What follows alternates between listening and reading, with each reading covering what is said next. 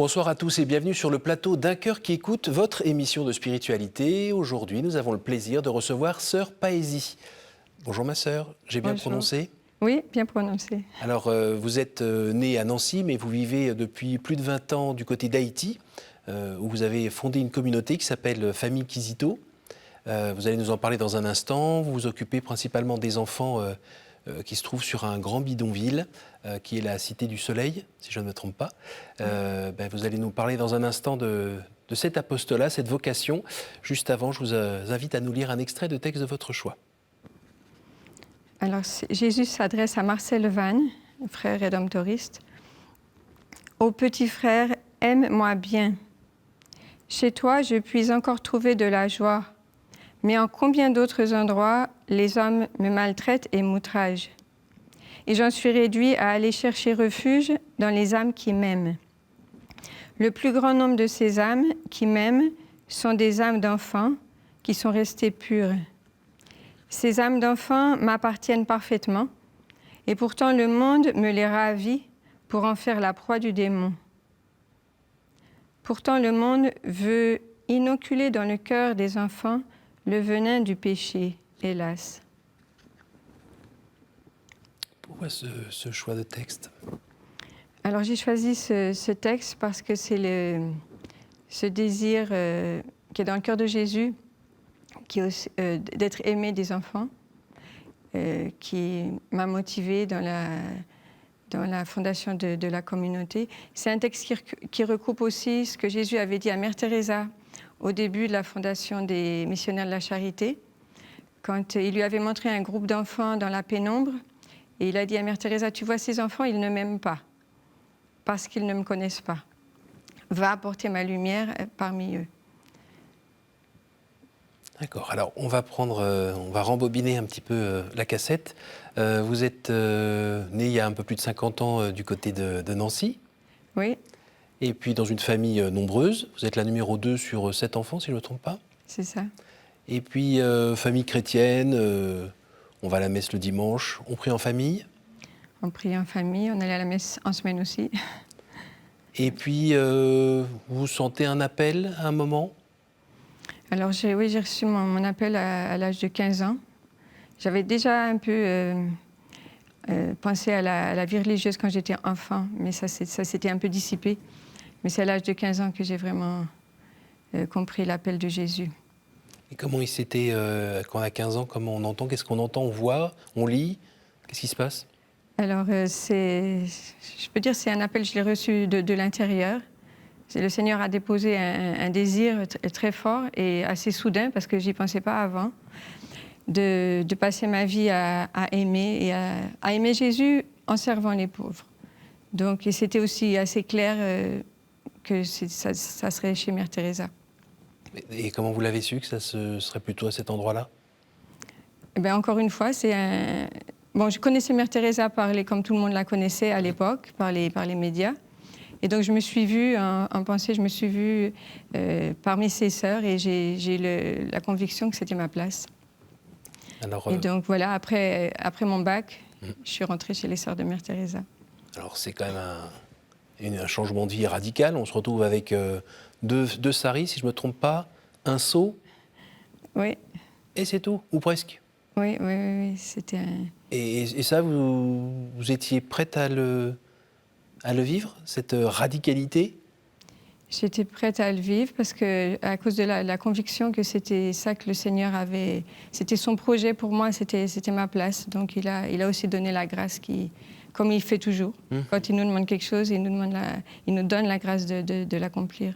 Et quand justement on ressent un appel comme ça, dans son fort interne, comment on fait pour, entre guillemets, le valider ? On en parle avec un prêtre, on en parle autour de soi. Comment on fait pour être sûr que c'est un appel du Christ et pas son imagination, par exemple ? Oui, oui, j'en ai parlé avec un prêtre. Et puis c'est vraiment validé, c'est dans le temps, quand on rentre dans la communauté, et c'est confirmé avec le temps. C'est ça vraiment la confirmation. D'accord. Pendant la période de formation, disons. Qui dure ? Alors, chez Mère Teresa, il y avait 1 an d'aspirantat, 1 an de postulat, 2 ans de noviciat, 4 ans avant les premiers vœux. Bon, ça, on attend de voir si on est à peu près sûr. Oui. Après, il y a les premiers vœux. Et les premiers vœux, et puis 5 ans en mission. Vous étiez où? Alors j'étais à Grenade, déjà dans les Antilles, et puis une année en Guyane. D'accord. C'est, quand vous y repensez aujourd'hui, c'est des années vraiment formatrices, c'est des années de dons très forts, de vie de foi qui a grandi. Oui, c'était aussi des années d'épreuve pour moi parce que l'apostolat n'était pas exactement ce que j'avais imaginé quand je suis rentrée chez les sœurs de Mère Teresa. Mais encore? Mais oui, j'avais conservé la conviction que j'étais à ma place, donc c'était un temps de fidélité, disons, de persévérance. D'accord. Puis à partir de 2010, on va dire qu'il y a quelque chose qui s'allume un petit peu dans votre cœur, une sorte d'appel dans l'appel qui va se concrétiser plutôt en 2017? Oui, alors là, c'est après quand la communauté m'a envoyée en Haïti en 99, donc maintenant ça fait 23 ans. Et en effet, comme vous dites, en 2010, j'ai commencé à sentir un autre appel en voyant les enfants dans les rues de Port-au-Prince, livrés à eux-mêmes et souvent embarqués dans des gangs ou dans d'autres formes qui les mettaient en danger. Donc j'ai vraiment senti le besoin de les protéger physiquement et aussi moralement et spirituellement. J'ai constaté que l'Église aussi n'était pas très présente à leur côté, au niveau des bidonvilles. Mm-hmm. Et donc j'ai senti que le Seigneur me demandait de faire quelque chose pour eux. Ça n'a pas été une évidence tout de suite, ça a été un peu un discernement. Oui. Mais finalement, en 2016, j'ai décidé de me séparer de la communauté des missionnaires de la charité pour pouvoir être plus disponible pour servir ces enfants. C'est des moments un peu de trouble quand même, non? Quand on est parti sur une voie dans laquelle on s'est engagé, on a un appel depuis longtemps, et puis là on a autre chose qui sonne, un autre appel, et c'est un peu déchirant, non? On voit tout. Vous avez vu assez rapidement là où il fallait aller? Alors non, comme je vous dis, c'était un discernement. J'étais pas sûre que je devais me séparer de la communauté. Alors pour moi, ça a été l'occasion un peu de découvrir aussi la méthode de discernement de Saint Ignace. Oui. Parce que j'ai fait une retraite avec un prêtre jésuite, donc il m'a expliqué la méthode. Quand on a il m'a dit de formuler une question au Seigneur. Donc c'est ce que j'ai fait. Ma question, c'était: est-ce que je dois quitter la communauté? Oui ou non? Et donc j'ai suivi la méthode dans un moment de prière et j'ai eu une réponse très claire. Go. Alors justement, mais par contre la réponse qui était très claire, c'était pas la réponse à la question. C'était une réponse à côté de la question. D'accord. En tout cas, c'est comme ça que je l'ai perçu au début. Maintenant, je vois que c'était vraiment la réponse à la question.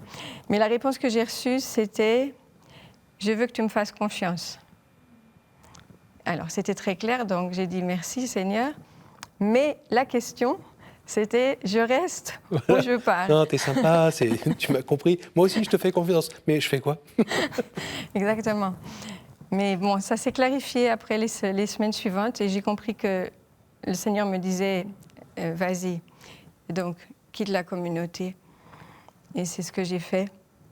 Et avec le recul, maintenant, je comprends vraiment pourquoi il m'a dit: je veux que tu me fasses confiance. Ce n'était pas une réponse juste pour ce jour-là, mais c'était une réponse pour toute ma vie, je pense. Et c'est ça, je crois que c'est ça qui vraiment fait plaisir au Seigneur, c'est quand tu lui fais confiance. Parce que c'est une preuve d'amour. Et c'est un peu votre défi personnel dans votre chemin de foi depuis toutes ces années? C'est justement de s'en remettre peut-être davantage au Seigneur que sur vos propres forces, par exemple? Oui, exactement. J'ai souvent le sentiment de m'être embarquée dans quelque chose que je ne contrôle pas. Oui. Maintenant, comme je vous ai dit, 5 sœurs, une toute petite communauté, il y a 2000 enfants qui fréquentent nos centres. Oh là là. Donc voilà, j'ai besoin de lui faire confiance et de faire confiance aux autres aussi. Comment vous tenez sur le temps, j'ai envie de dire psychologiquement, physiquement, parce que 5, le ratio là me paraît un petit peu spécial. Comment vous faites pour tenir? Vous carburez à quoi? Alors, je crois que c'est pas moi qui tiens, c'est le Seigneur qui me tient. C'est pas juste une expression, c'est très concret pour moi. Je suis paisible, je ne suis pas stressée, malgré les circonstances extérieures qui sont très, très difficiles. Il y a beaucoup de violence, mais je sens vraiment que le Seigneur me demande de m'occuper de ses enfants et en même temps, il me donne la force, la paix, la grâce nécessaire. Alors pour ce qui est du cadre, c'est extrême pauvreté, des enfants laissés vraiment à eux-mêmes. Il y a quoi d'autre? Il y a des enfants qui se retrouvent dans des circuits, donc vous disiez tout à l'heure, avec des malfrats qui les récupèrent. Mais il y a aussi, je ne sais pas moi, des violences sexuelles là-dedans, il y a des vols, il y a... Alors oui, il y a tout ça dans ce bidonville, donc Cité Soleil. D'abord la faim. Oui. La faim qui est encore pire maintenant qu'il y a quelques mois à cause des conflits entre les gangs qui a augmenté et qui empêche les femmes de... Leur activité, c'était souvent dans les marchés des rues. À cause de la guerre des gangs, maintenant, il n'y a pratiquement plus de marché des rues et donc encore plus de misère et moins de nourriture pour les enfants. Les conflits entre les gangs, il y a des moments où c'est pire, il y a des moments où ça se calme un petit peu, mais depuis 2 ans, il y a des tirs constamment, il y a des gens qui sont blessés, des enfants qui sont tués, même à l'intérieur de leur maison. Par exemple, j'ai une maman qui a perdu 2 de ses enfants, qui ont été tués par une balle, qui a traversé la tôle de sa maison, qui a tué les 2 enfants et qui est venue se loger dans sa cuisse. Juste pour vous donner un exemple. Une balle perdue? Oui, une balle. Oui, c'était pas directement visé sur elle, mais c'était une balle qui arrivait dans sa maison. J'ai un petit garçon aussi. Alors lui, il était dans sa maison, il tenait un petit thermos qu'il allait boire, et il y a une balle qui a traversé le toit, qui a frappé une poutre, qui a fait exploser la thermos et qui s'est logée dans son front, mais qui l'a pas blessé. Parce que ça a été ralenti par les autres impacts. Et donc, du coup, il a une cicatrice, mais il n'a pas été blessé. Mais c'est juste pour vous donner une idée, les enfants sont complètement exposés. Et vous, là-dedans, vous vous promenez tranquillement dans le bidonville à ça du sol Alors, vous disiez tout à l'heure que vous étiez porté par le Seigneur. Donc, porté par le Seigneur, oui. Alors, en plus des échanges de tirs, il y a aussi une inondation parce que les routes ne sont pas nettoyées. Et donc, il y a un quartier du bidonville dont la seule entrée est complètement inondée par de la boue. Et donc, les voitures ne peuvent plus circuler pour entrer. Donc, les camions qui approvisionnent en eau ne peuvent pas rentrer. Les femmes sont obligées de sortir, traverser les lignes de tir pour aller chercher de l'eau à l'extérieur. Sinon, on peut encore circuler en moto. On circule en moto. Je suis venue à l'aéroport en moto parce qu'en plus de ça, il y avait des barricades aussi à l'extérieur du bidonville pour empêcher la circulation des voitures. Donc, je suis arrivée à l'aéroport en moto fin septembre quand je suis partie en France. Pardon pour ma naïveté, mais la police, l'armée, ça vient pas donner un coup de main pour arrêter tout ça, remettre ça en place? Il y a trop de corruption? La police est présente et active, mais les gangs sont plus armés qu'eux. Et donc, maintenant, le phénomène des gangs, c'est plus seulement dans les bidonvilles, mais ça s'est étendu à 3/4 de la capitale. Donc, ils ont vraiment perdu le contrôle de la situation. Et il y a des épidémies aussi? Alors oui, il y a une épidémie de choléra qui s'est déclenchée juste dans les derniers jours de septembre. J'ai une élève qui est morte d'une diarrhée. On ne savait pas encore que c'était le choléra. Oui. Et puis... je crois que c'était le 30 septembre, Médecins sans frontières a testé les 2 premiers cas de choléra et depuis, ça s'est étendu, malheureusement, dans ce bidonville. Ma sœur, dites-moi encore, comment vous faites pour vivre dans cet enfer? Alors, ce que j'ai constaté dans cet enfer, dans ma propre vie et aussi dans la vie des gens, c'est que le Seigneur ne nous met jamais dans une situation sans nous donner en même temps la grâce de vivre. Parce qu'il est là, il est présent. Il est présent et il fait sentir sa présence. Comment? Qu'est-ce que vous voyez? Qu'est-ce que vous ressentez? Alors, par exemple, ces enfants qui ont vécu toutes ces horreurs continuent à sourire quand ils viennent à l'école. Je vous donne un exemple. Un petit garçon qui s'appelle Julio, qui vient à l'école le matin, l'après-midi, il va fouiller dans les tas d'ordures pour se faire un peu d'argent. Il cherche la ferraille qui vend. La maîtresse m'a dit, il y a quelques semaines, qu'elle a vu qu'il était arrivé à l'école avec des livres tout neufs, qui s'étaient achetés avec l'argent de son travail. Et les jours suivants, elle l'a vu arriver avec d'autres livres tout neufs, et il repérait dans la classe les enfants qui n'avaient pas de livres, qui ne s'étaient pas achetés les livres. Donc chaque jour, il donnait 1 ou 2 livres à des enfants de la classe. Donc voilà, la vie continue, le Seigneur est présent aussi par ses enfants. Comment cette vie au quotidien vous permet de creuser votre vie de foi? Alors il y a ces rencontres, ces visages. J'imagine que vous devez asseoir tout ça sur une vie de prière costaud.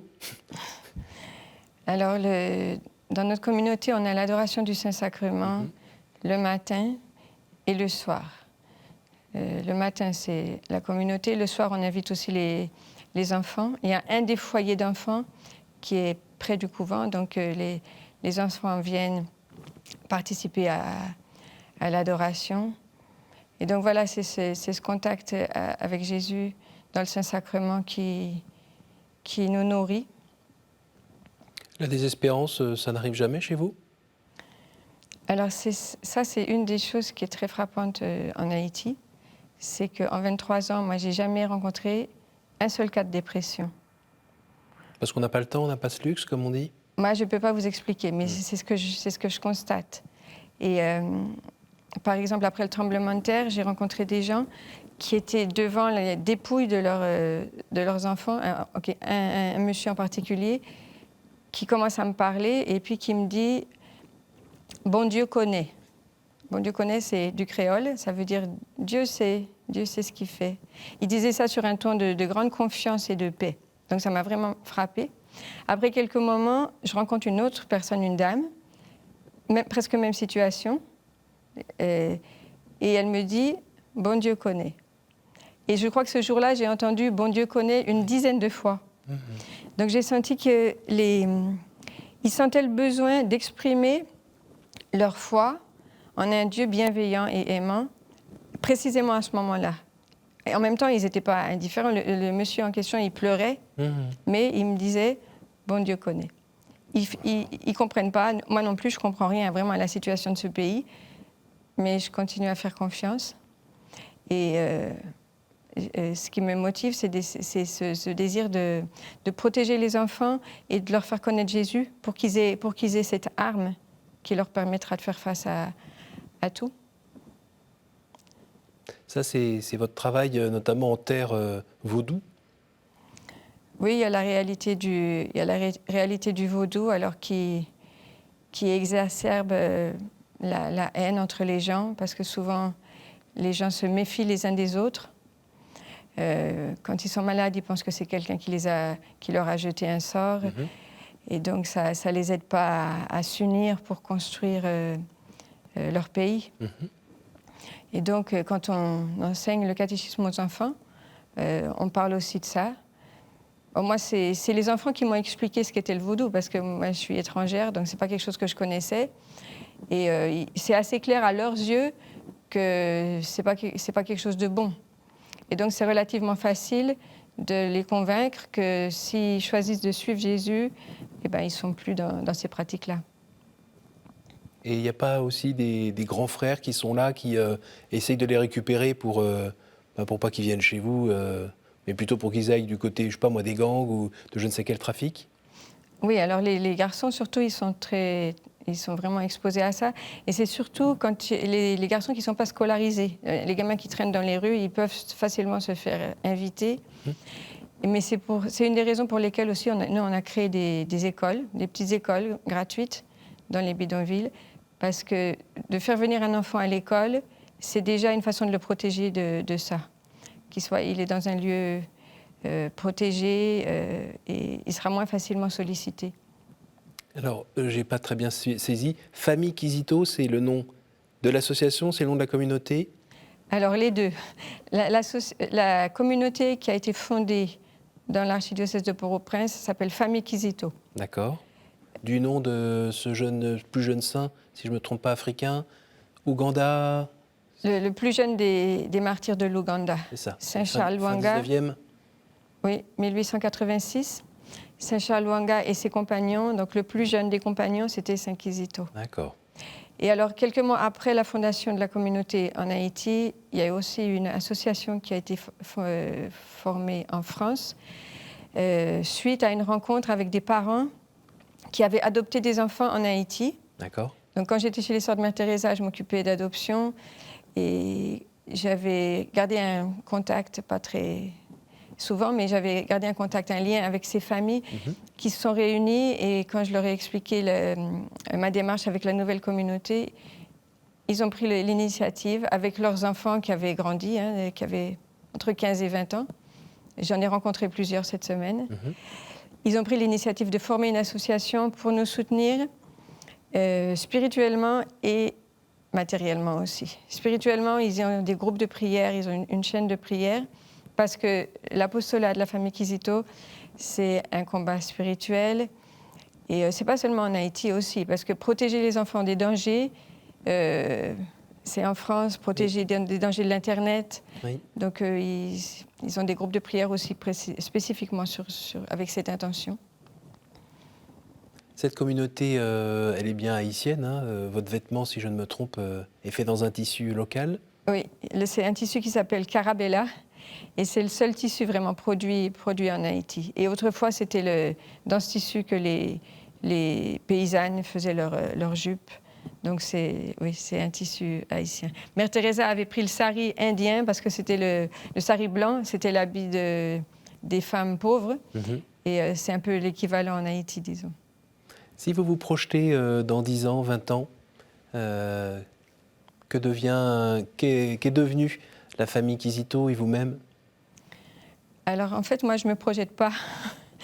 Mais si c'est l'œuvre de Dieu, ça continuera, ça se développera. Mais moi, je vis vraiment à l'haïtienne, en un sens, au jour le jour. Je sais que le Seigneur me demande de faire ce que je peux faire maintenant. Et à l'avenir, ça dépendra de lui. Parce que c'est lui qui agit. Il dit dans Saint Jean, mon Père est à l'œuvre, moi aussi, je suis à l'œuvre. Depuis le début, j'ai vraiment eu le sentiment que c'était pas moi qui faisais une nouvelle communauté, mais c'est son initiative, son œuvre, et j'essaie de suivre. Et Paésie, qu'est-ce que ça veut dire? Alors, Paésie, c'est le nom d'une sainte pas canonisée dont parle Sainte Thérèse dans l'histoire d'une âme. Elle ne donne pas le nom de Paésie, mais elle parle de la pécheresse convertie et morte d'amour. Quand elle essayait de convaincre ses sœurs de la miséricorde du Seigneur, elle parle de cette pécheresse. Et donc j'ai recherché un peu qui elle était. Et Sainte Thérèse elle-même avait lu sa vie dans la vie des Pères du désert, et elle s'appelle Paésie. D'accord. On arrive déjà à la fin de cette émission. Je vais vous demander par 3 fois de me dire un chiffre entre 1 et 10, et je vais vous poser une question courte qui attend une réponse courte. Je vous écoute. 3. La Trinité. Quelle est la pire idée fausse que l'on se fait sur Dieu, selon vous? Qu'il n'existe pas. Je vous écoute. 7. Quel est l'endroit ou le lieu qui vous porte le plus à la prière? La présence de Jésus au Saint-Sacrement. Et une petite dernière. 10.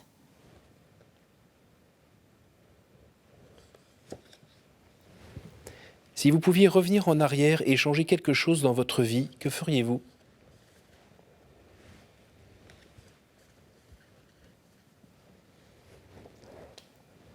Je ne peux pas revenir en arrière et changer quelque chose parce que j'ai déjà tout offert, toutes les erreurs, tous mes péchés, tout ce que j'ai fait de négatif, c'est déjà offert. Donc, je n'arrive pas vraiment à me projeter pour dire que je reviens en arrière. Eh bien, merci Sœur Paisy, merci d'avoir pris un peu de temps lors de votre passage en France pour nous partager ce que le Seigneur a fait dans votre vie et puis ce qu'il vous invite à faire dans la vie de plein d'enfants là-bas en Haïti. Merci beaucoup. Je vous en prie, ça a été un plaisir. Merci à vous tous pour votre fidélité. Si vous voulez revoir cette émission, évidemment, il y a notre site ktotv.com. Et puis, moi, je vous donne rendez-vous la semaine prochaine. Bonne soirée.